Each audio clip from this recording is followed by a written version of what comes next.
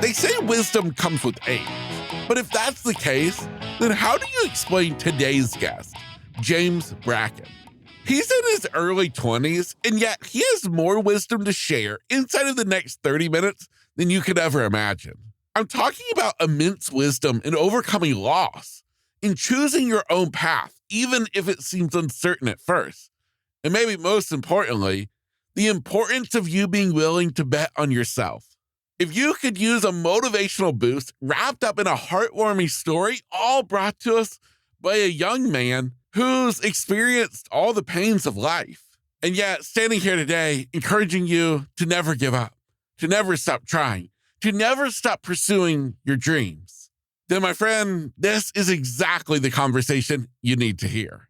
And in case you could also benefit from something to read, well, I want to be sure that you are signed up for my weekly newsletter. It's called Where Grit Meets Grace.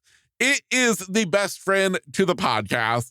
It's the weekly newsletter hitting your inbox each Friday morning, there to be sure that you end your week on a high.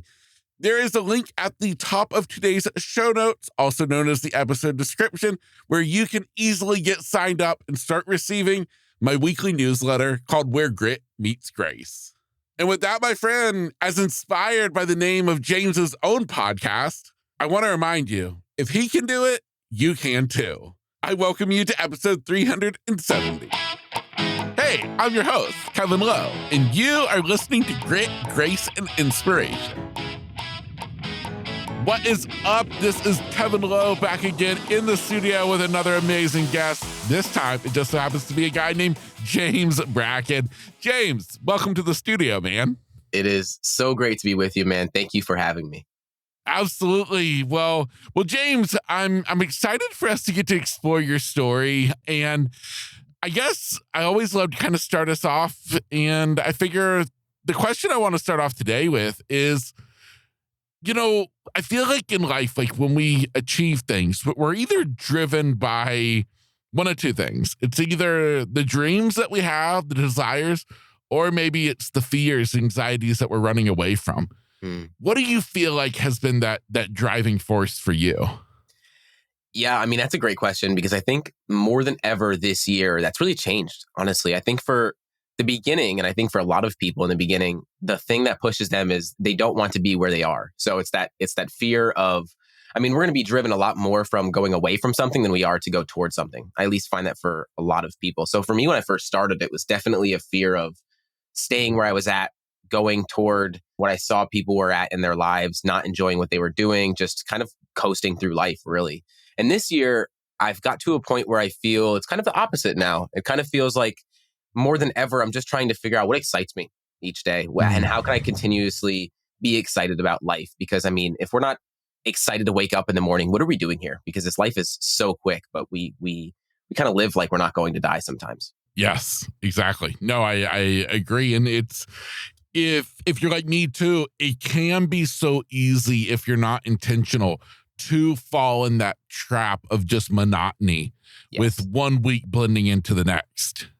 Yeah, absolutely. I mean, especially when you work for yourself, it's kind of like, oh, now I make my own hours. And I think for a lot of people, they think that they want to be self-employed, but what they really want is just like choice. I don't think they really want to be self-employed. They just want choice to be able to do what they get to do with their day.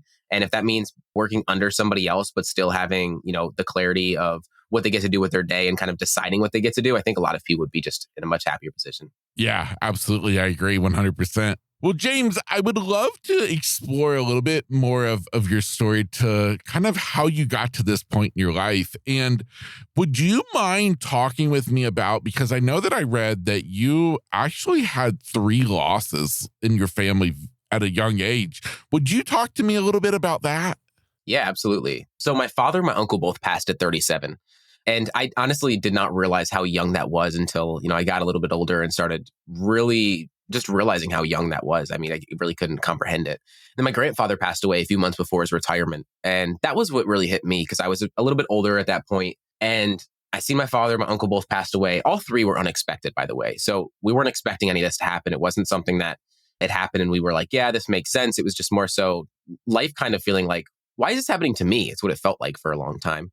And then I kind of started asking the question, how is this happening for me instead of against me? And my life really started to change because those things that were once the thing that felt like life was pushing me down, or they were the exact things that kind of helped me move forward in my life. So yeah, three of the most important men passed away really young in my life. Yeah. How old were you when that happened? My father, I was 6. I think my uncle, I was around 10 or so. And then my grandfather, I was probably 12, 13, something like that. So I was still young for all of them. I mean, I know when my father passed away, I don't even think, like, I couldn't tell you what his voice sounded like. I don't feel like I've ever really met the man, to be honest. Wow. Wow. Maybe from your perspective now, when you kind of look back, because I think when we kind of go through life, it's our own norm. But when you look back on it now, like, can you see how maybe your life was impacted by those losses? Your childhood?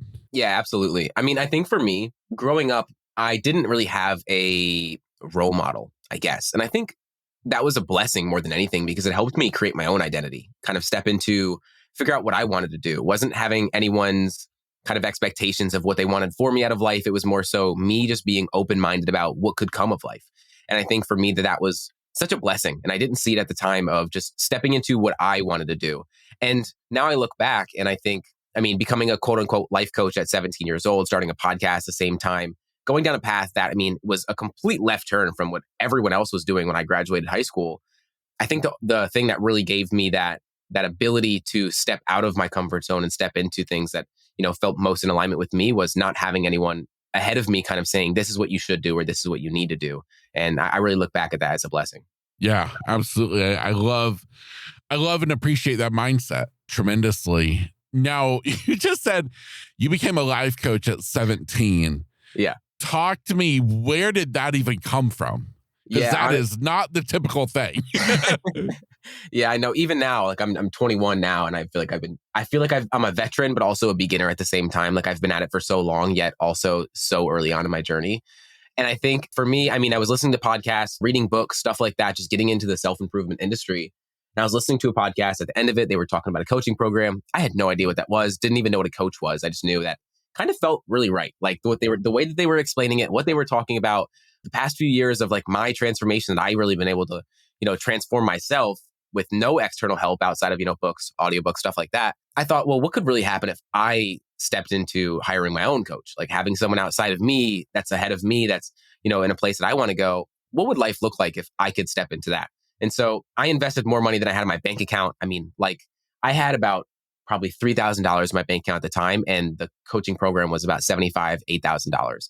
So didn't know how I was going to make it happen, but I put the down payment on it. And man, my life really changed from that moment because when you pay, you pay attention. And I realized the value of just investing in yourself. I really can't emphasize it enough. And I became a coach from that point on. I mean, I took a couple weeks of that. I think it was a 10-week course of really just to learn how to become a coach, how to help people get out of their own way, and what coaching really is at the core of it. Because a lot of people think it's just giving advice. When I'm a 17-year-old, what advice do I have to give? Because I barely lived a life is what a lot of people would see. And the thing that I really came down to when my first mentor really taught me was that I don't have to have the answers. I just have to have the questions. And I think that that's where through the podcast and through coaching, I've really been able to excel, is just kind of help people access a part of themselves through just asking really intentional questions.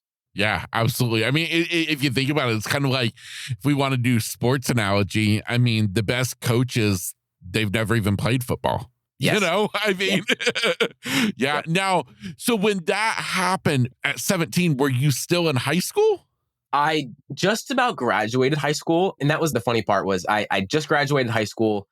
I was getting into real estate thinking that was going to be the thing for me. And then I realized in getting into real estate that I hated doing that. And that was not going to be the path for me. And so it was like this, I was at home and I didn't have anyone, all the judgment that I was fearful of and wouldn't allow myself to step forward. It was kind of like that moment in time where I realized, hey, this is like the perfect time because I'm not in school and all the people can judge me, but I'm at least not going to be around them.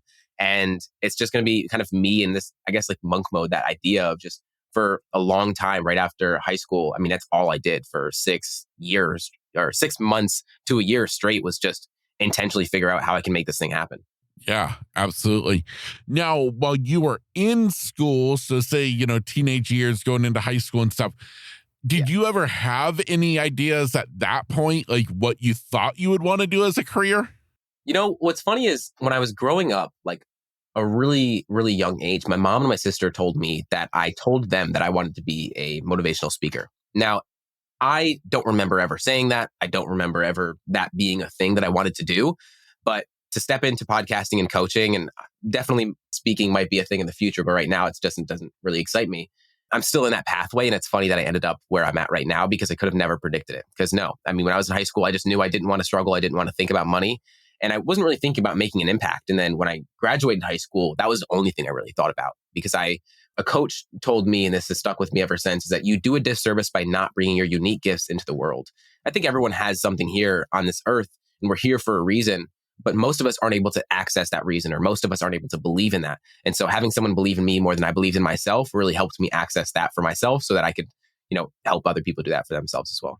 Yeah, absolutely. So my next kind of like one of the other last questions in regards to the life coaching thing is, how did you even come to that idea of this is the path I want to take? It wasn't really, it's kind of like something like a path that chose me more than I chose it, I guess. Because okay. I think for many people, opportunities show up in their life, right? So opportunities, synchronicities, things that if you were to really look out for them, you'd notice them. But I think for a lot of people, we're looking for all the things that reinforce where we are rather than where we want to go. And so when I was at the end of listening to one of the podcasts I was listening to, and they were talking about a coaching program, again, I had no idea what that is. I hopped on a sales call. They sold me. It just happened really quick. And from there, it really changed my life because I put in the work from that point. And so it wasn't really something that chose me. I just knew I wanted to start a podcast. That definitely always felt in alignment with me. I mean, at least from like my later ages, but that always felt in alignment. And so I thought, well, if I'm going to invest into a coaching program to become a coach, I'm going to have to start posting on social media. So I might as well start a podcast at the same time. And everything kind of just started from there, really. It wasn't really something that I chose, but it was more so something that I felt chosen for. I mean, I think the distinction I like to use is most people feel pushed in their life, pushed towards something, and I felt pulled towards it. And so it wasn't really my choice. Yeah. Oh, man. I love that so very much. Now, I want to ask you something, and I mean, I hope you take it the way that I mean it, is the fact that I learned like in my own life, my own situation, that I kind of came up with this idea that things in our life that are bad, they're only really bad if we can't figure out how to make good come out of them. Mm-hmm. And I can't help but wonder, for you taking this path, getting into coaching and then podcasting and this whole realm that you're in, do you feel like you are here and are the person you are because of experiencing those 3 losses as a child? I mean, I don't know if it's directly like causation, correlation kind of thing. I don't know if it's exactly why, but I definitely know that I took that meaning from it. I think I heard something recently, and I don't remember. It might have been Viktor Frankl, whoever it was, but suffering is only suffering if you can't find the meaning in it. And so for me, I found the meaning in it. And for so long, I didn't find the meaning in it. I mean, it was the exact opposite, really. It was, why is life coming after me? Why is life pushing me down? Why is this happening to me? Just why questions. And then I started asking how questions. So why is this happening to me versus how is this happening for me? And so then I just started to look for it in my life. And when you start to look for it in your life, you start to see it because it's always there. You're not looking for it. And so absolutely, I think everyone's pain turns to purpose if they are able to turn it into purpose. And I just went out of my way to do so. Absolutely. You said that you have a sister, correct? Yes. Did your sister handle things similar to you or differently? It's funny. We kind of went down a similar path, but different approaches. So she became a social worker, master's degree, social work, went down that approach. And I went down the approach of, coaching, podcasting. So we're both trying to help people through the trauma that we went through. And so that was the kind of approach that we took, was just more so like, how can I help people through what I went through, I guess. Yeah, no, I love that so much. So podcasting, we talked about coaching. So you said that you had thought about wanting to start a podcast. So at what point in this kind of journey did you decide, you know what, I don't have enough on my plate, let's add podcasting? Yeah, I think it was honestly, man, it was about probably a few days after I made the investment. So I think I'm a 17-year-old. I have no idea what a coach is. I don't know how I'm going to make this work. I just invested more money than I had in my bank account. So I have to figure out a way to do it. And I'm still thinking about, I just graduated high school not too long ago. So I'm still thinking about what other people are going to think of me. I mean, the biggest fears were, what are other people going to think? What if I fail? What if I look like silly? And, all the fears that most people have. But for me, it was like, okay, if I've already invested, it's up to me. Now it's like, now there's no way like I can go against this because I put money down on it and more money than I had. So I literally had to find a way to make money just to pay it back, just to even make even on my investment. So at that point, I'm thinking, well, if I have to start posting online to, attract clients and start helping people through that way, might as well start the podcast because I've always wanted to do that as well. And so it was kind of like indirectly the exact thing that allowed me to just get out of my own way and start showing up for the thing that I know I always felt called to do. Yeah, absolutely. Now, did you ever think, was it always just podcast? Or, I mean, a lot of people immediately tend to think, ooh, YouTube channel. Or was it always just podcasting? I think for me, they go hand in hand, really. I mean, my YouTube channel is where most of my podcast, I guess, listenership comes from. But I think, yeah, it was just more so an approach of I'm learning so much from these books, from these podcasts, from this kind of stuff. Like over the past couple of years, my life has changed dramatically. I feel like I've lived two separate lives. And my second life really started when I started realizing that the first life I was living wasn't really my life. It was more so an attachment to my thoughts or who I thought I was, not so much who I actually was. And so I thought, what would be the coolest thing in the world if I could read a book? I still have a lot of questions about the book, and then I can interview the author about the book, or entrepreneurs that I found really fascinating from building massive companies. Like, what could we learn from them? And so, especially from my perspective, I mean, not many people at 17 years old have a podcast, let alone are interviewing people that are, in the trauma, anxiety, mindset, personal development kind of space. And so that was the approach I took. I just thought it would be the coolest thing ever. And to this day, it still is. Yeah, absolutely. 100%. Now, talking about books and reading and stuff, when did you really get into reading? Yeah, it's funny because I grew up thinking that I would never read a book. I mean, I remember my mom, my sister would always tell me like, you'll eventually start liking books. And I went through my entire schooling life just taking a lot of pride in never reading a book, to be completely honest. Like I'd still pass the grade, but I didn't read anything kind of perspective on things just because, I mean, I think most of the books that I read gave me no value. And so when I left high school, like I said, I started listening to podcasts and started, surrounding myself with different kind of people. And from there, it was, I don't know, I think it was probably similar books that most people come across where it's, Think and Grow Rich and Rich Dad, Poor Dad, that kind of stuff that came into my life. And then from there on, I've just went down a rabbit hole of just wanting to get more of a gist on the challenges that I was trying to overcome in my life and all of that kind of stuff. So it was around that same time. Yeah. Okay. Amazing. So I guess I'm curious to understand a little bit is, we talked at the beginning about like kind of what drives you. Do you feel like it's still the same thing? Or do you feel like as you're continuing to evolve as a person, evolve in your career and what you're doing, do you feel like that driving force changes? Absolutely. I think when I first started, it came from a place of lack.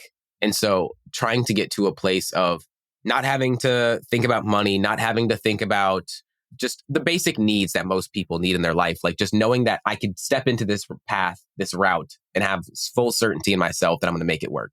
That was kind of like the fear from the beginning. And that was what was driving me from the jump. But nowadays, I think it's just more so continuously trying to find outlets of impacting people that excite me. Because there's a lot of ways of making money. There's a lot of ways of building businesses. There's a lot of ways of impacting people as well. I mean, there's podcasting, there's retreats, there's group coaching, there's one-on-one coaching, there's events. There's so many ways and things that we can do. And so for me right now, it's just continuously experimenting, trying things, having interesting conversations, hopefully impacting people, giving people a space to be vulnerable and open and work through the things that they need to work through. And just finding things that excite me and make me want to get up in the morning. Because I think for a lot of people, they get to their work and it's something that they want to get done with. I mean, the idea of retirement in general never really jived well with me. Like I never really want to say that I want to get away from work because then I would lose my purpose in life. And so I think for me right now, it's just really finding ways to continuously be excited about what I do and not overcomplicate it in the meantime.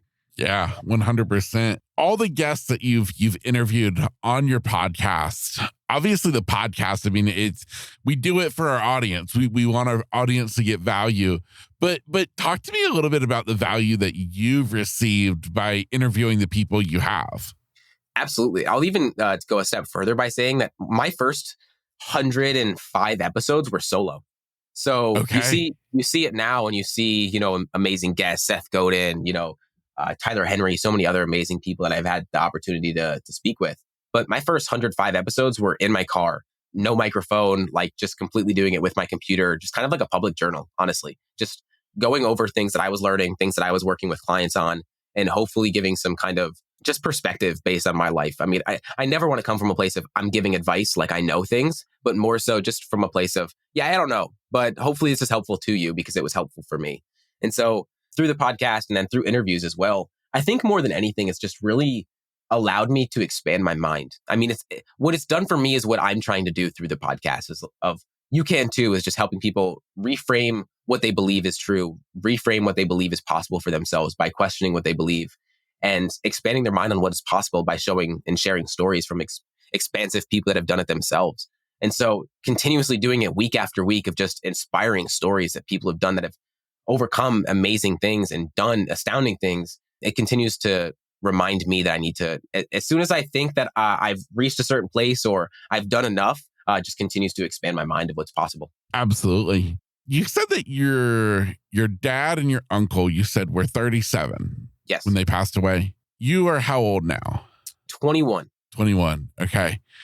I am 38, and I can tell you I still feel way too young to be this old. But what does that do for you is just a mindset? Because, I mean, the fact is true is, I mean, none of us know how long we're here on Earth. No. And I can't help but think that with all that you're doing, and I mean, and I mean, I think I need to just say that listening to you, to your mindset, to what you say, you're so much wiser than your age. It's absolutely amazing. And I guess my question is does that age of 37, does it weigh on you thinking of how short life really is? Yeah, it's a big question. I think for a long time it has. And I think it's like we all have those things where we have mental blocks or perceptions, preconceived notions based on our past experiences. I definitely think for a long time and I still think to some extent of when I hit 38, it's going to be cool because it's just going to be this like mental breakthrough of, man, I passed that milestone kind of thing. But I think just like anything else, it's the anticipation of it is more so the thing that really kind of gets in your head more than the actual event itself. So definitely reminds me how short this life is when I think of it. But I don't think it holds me back in any way. Yeah, no, absolutely. You know, when you were saying that, I couldn't help but think of my own situation story. As I remember when it had been the 18-year anniversary of when I became blind. And I remember that was kind of weird, kind of how you talk about turning 38 when I hit that 18 year, because that meant I had been blind one more year longer than I had been able to see. And I remember always thinking like that would be like really weird. Even the 17 to think that I had been blind as long as I had been able to see. You know, it's always kind of funny is exactly what you said. It's the anticipation for something is a lot of times the best part of it all, because once you reach it, you realize, well, yeah, it's just like any other day, you know? I had a conversation with a guy named Daniel Lieberman earlier this year. Incredible author. He wrote the book. I'm blanking on the name of the book right now, but incredible guest. I would definitely recommend. And he was talking about how, I mean, dopamine in itself, like the anticipation of things is more than the actual event. We get dopamine from the anticipation, not so much of the actual thing itself. Great example that I like to use and something I experienced this year. The number one place on my bucket list was Hawaii. And this year I got to spend 4 months on the island of Kauai, which was a dream of mine. I always grew up watching Hawaii Five-0, the second version. And it was always a dream of mine to go there. And then I spent 4 months on the island. And to say it was a dream is an understatement. It still is amazing that I had the privilege to go there. But, you know, after 2 months, after 3 months, you kind of it's just normal at that point. And so just like anything, the hedonic adaptation is going to come in. And so that's why I never like to put too much emphasis on something in the future, because it's never going to live up to my expectations, because the expectations is what makes the feeling more than anything. Yeah, no, I agree 100%. I love that. Do you have anything for somebody listening today who, whether they're young or young at heart, and they feel like there's more for them, would you have any advice for them? I mean, because again, I mean, you're a young guy, and I look at what you've done. You went against the quote unquote norm of, after high school. And I can't help but find just great inspiration in that and wonder, what would you say to that person who's thinking, wow, I kind of wish I could be a little bit more like James Brackin? Yeah, I mean, I would look at the name of my podcast, right? I mean, it's the whole core of what I do is I'm trying to be a living representation of what I'm saying. And through the conversations that I have, through the life that I'm trying to live, I mean, I think it's the same thing goes. And so if I would say that if that feeling is inside of you, that there's more here, that there's more for me to do, I would say that your intuition isn't lying to you. You're just lying to yourself, that you've been lying to yourself for so long, saying, kind of living in alignment with what you don't want more so than what you do want. So if you keep pushing down that intuition, the quieter that intuition is going to get, and the less that you listen to it and the less that it'll show up in your life. And so I would just say yes to the things that your intuition's saying yes to, because you'll start saying yes to yourself and life will start saying yes to you. Yeah, I love it. 100%, man. Dude, James, you're such an awesome guy, man. Such a killer story. Honest to goodness, I mean, you as a child, let's face it. I mean, you went through the unthinkable. Even though you were young, it obviously has an impact. And the fact of where you are today, what you're doing, and just the person that you've become, I mean, I have to say, I mean, anybody listening has to feel just honored to meet you and proud of what you've been able to do, of overcoming the challenges, overcoming these bad circumstances to be here today, just kind of blowing all of our minds with the amount of wisdom you have to share. It's really amazing. Man, you're doing the exact same thing, just through a different lens, right? I mean, so I really appreciate that immensely. You probably experience this sometimes too, where you forget the impact that you're having because you're just trying to do the best that you can. And so there's a lot of times where I completely forget that anyone listens to my podcast, or anyone that I've ever coached ever got value from working with me. I mean, it's really easy to forget how far you've come when you're looking at about how far you want to go. And so I really appreciate that. It means a lot. I mean, I almost died when I was born. So to even be here to begin with is just a blessing. Yeah. Wow. Just another layer to this onion that we've been unpeeling, man. Well, James, tell me, where's the best place, easiest place to find your podcast? Plus, anybody who either wants to see about working with you as a coach or just getting plugged into your world. Yeah, absolutely. Main points is Instagram and YouTube is where I'm most present. You can find my podcast, you can too, on Apple, Spotify, YouTube, Instagram, everything that you can think of. But those are the main platforms that I'm on. I'm on LinkedIn and everything else as well, but those are where I'm most at. Well, fantastic. Well, I'll be sure that all of that is in the show notes and it will be on the webpage for today's episode. James, man, dude, it's been a pleasure to meet you, a pleasure to get to hear your story. And I thank you for spending a few minutes with me today. You are incredible, man. Thank you so much for taking the time to speak with me. You have such an incredible story. You're such an amazing host. You have the perfect voice for it.